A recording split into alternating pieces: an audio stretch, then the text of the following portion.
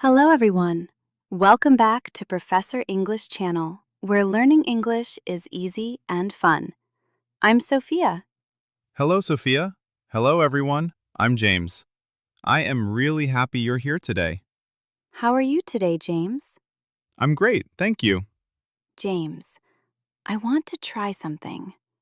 Before we even introduce the topic, Okay, I'm nervous, but go ahead.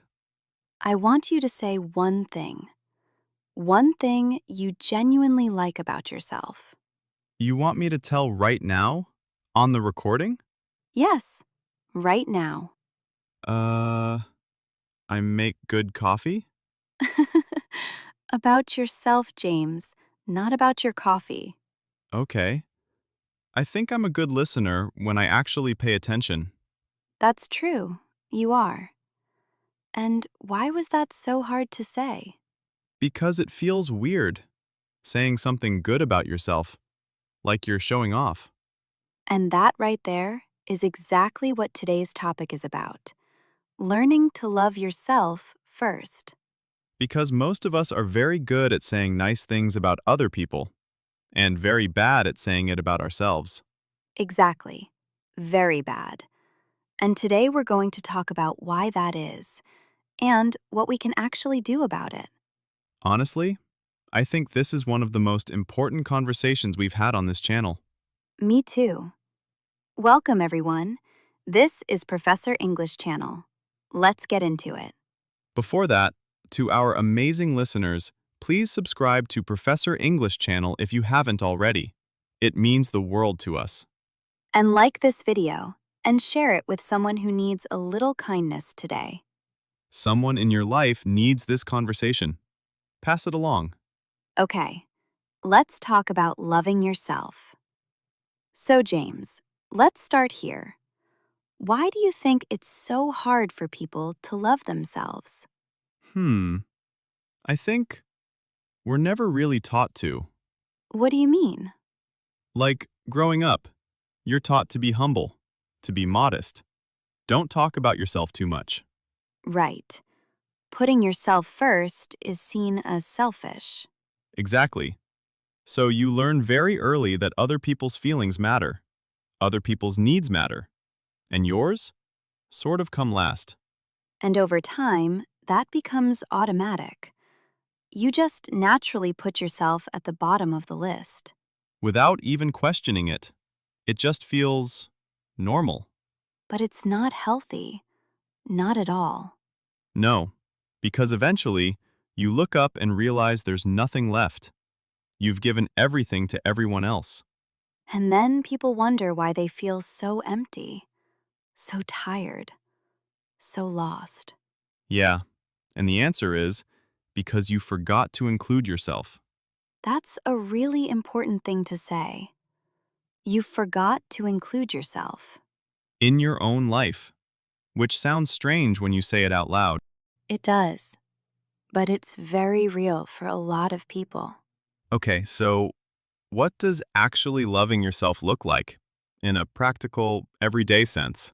I think it looks different for different people, but there are some basics that everyone needs: Like what? sleep, eating properly, moving your body, having time that is just yours, no obligations, no one to help, just you. Rest. Actual rest. Yes, and people feel guilty about resting, like, I should be doing something productive. All the time. I feel this all the time. If I'm just sitting and relaxing, there's this little voice saying, "You're wasting time." And that voice is wrong. Rest is not wasting time. Rest is necessary. It's like charging your phone. You wouldn't say your phone is wasting time when it's charging. That's a perfect analogy. You cannot run on empty. Nobody can. And yet we all try. All the time. We wear being busy like a badge. Like, I'm so busy, I'm so tired. And everyone nods like that's impressive. But it's not impressive. It's just unsustainable. Exactly. Slowing down takes courage sometimes.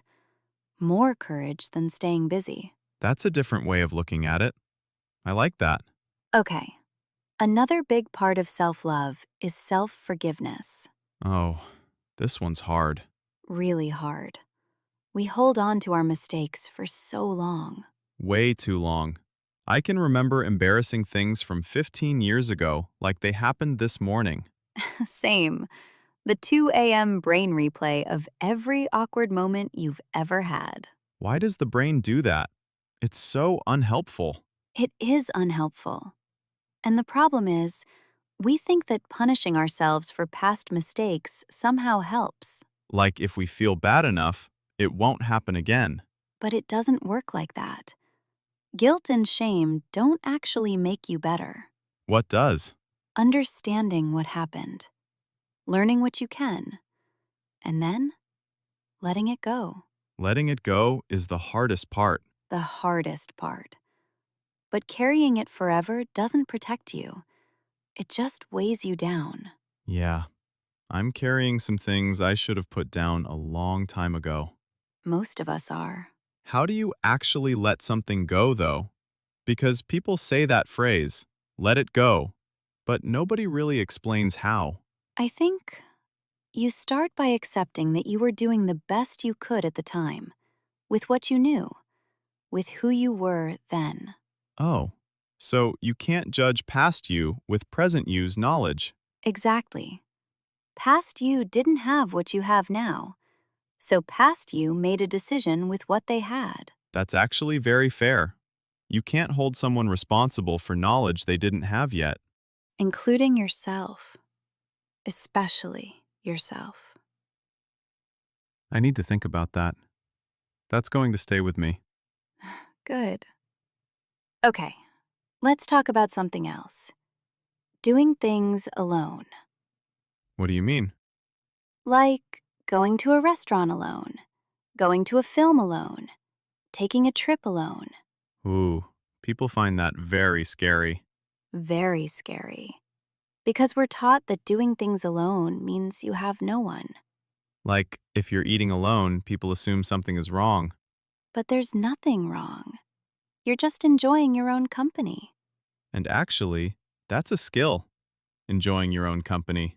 A very underrated skill. If you can't be comfortable with yourself, how can you be truly comfortable with anyone else? That's deep, but it makes sense. When you enjoy your own company, you stop making decisions out of loneliness or fear. You make them out of genuine choice. So you're with people because you want to be, not because you're afraid of being alone. Yes, and that changes everything. The quality of your relationships completely changes. Because you're bringing a full person, not a half empty one looking to be filled up. Beautifully said, James. I have my moments. Okay, one more thing I want to talk about. What do you say to people who feel like they don't deserve to love themselves? This is so important. Because some people really believe that. Like, other people deserve good things, but not me. And that belief usually comes from somewhere. Something someone said once. Something that happened. And it just stuck and became a story you tell yourself. Yes, a story. And stories can be changed. Can they? Because it doesn't always feel that way. They can. Very slowly. But they can. Every time you choose to be kind to yourself, you're writing a new line in the story. So it's not one big moment of, I love myself now. It's just thousands of small choices. Thousands of small choices. Over months.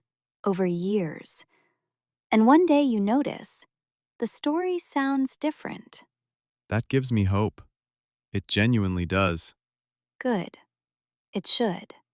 Because I think a lot of our listeners might feel that way. Like, I want to love myself, but I don't know how to start.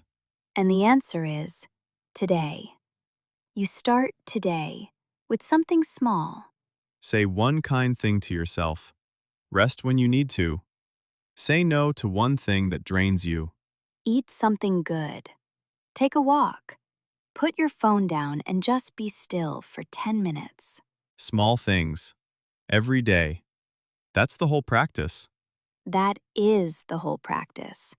There's no secret beyond that. Consistently choosing yourself, not instead of others, but alongside them. Yes, alongside, not instead. Okay, I have to share something. A very sincere, very failed attempt at self love. I've been waiting for this. Tell me. So, a few months ago, I decided I was going to take myself on a date. Oh, a solo date. I love this idea actually. It's a great idea in theory.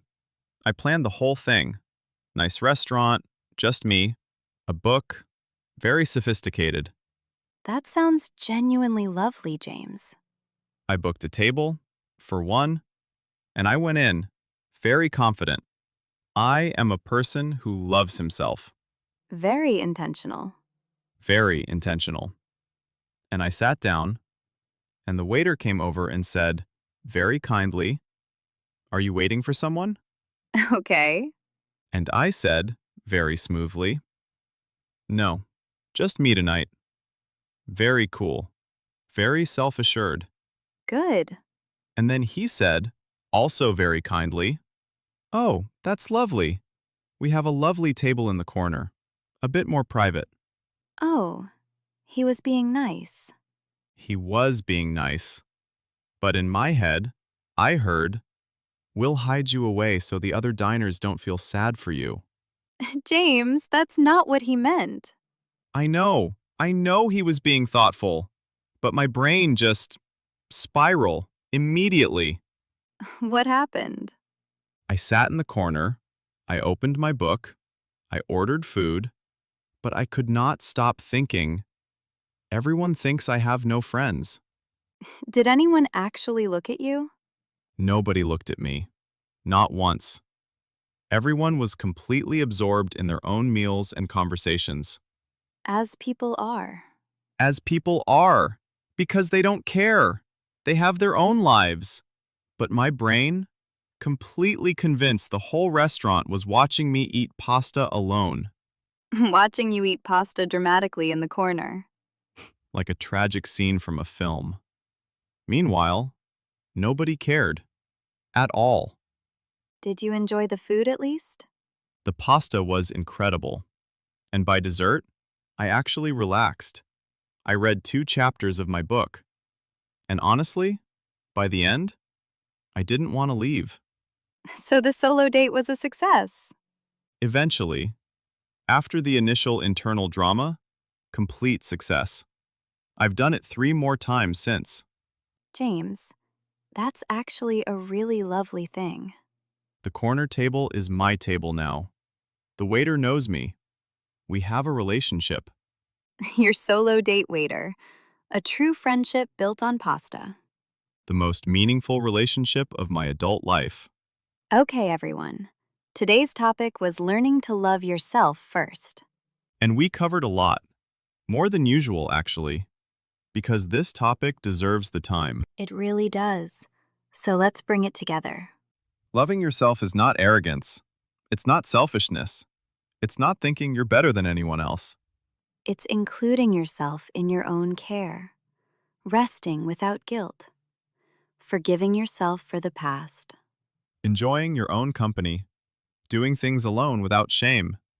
Setting boundaries without apology. and understanding that you are not a finished project. You are a person in progress, and that is completely okay. A person in progress. I really like that framing. You don't have to be perfect to deserve kindness, from others or from yourself. In fact, nobody is perfect, and everyone deserves kindness, including you, including me. Including the person listening right now, whoever you are, wherever you are. Especially you. Yeah. And remember, you don't have to figure it all out today. You just have to take one small step. One kind thought. 1 hour of real rest. One no to something that drains you.